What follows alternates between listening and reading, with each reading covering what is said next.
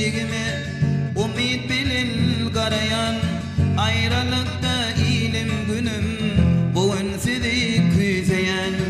Telegişe gamlı başım ahmi bilen arayan, gamsız geçin şad günlerim bugün sizi küzeyen.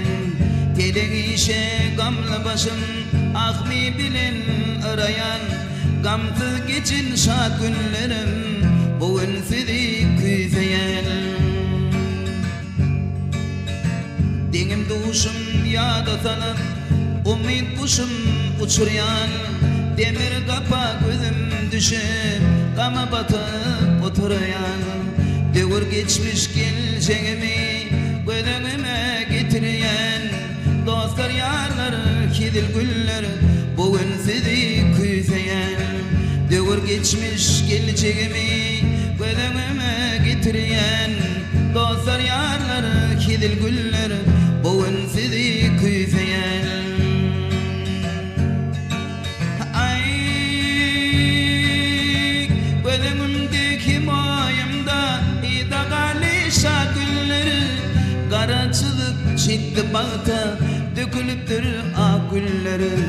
Gelir mi ke dolanır mı şol yakımlı ak yılları, kaygı gamsız geçin yılları bugün sizi küzeyen.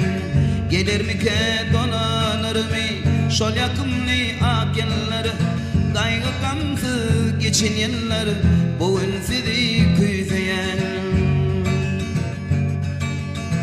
Başa düşün bu külfeti merdik bilen çekerin, kazmada kıyınçılığı kıyınım olsa geçerin.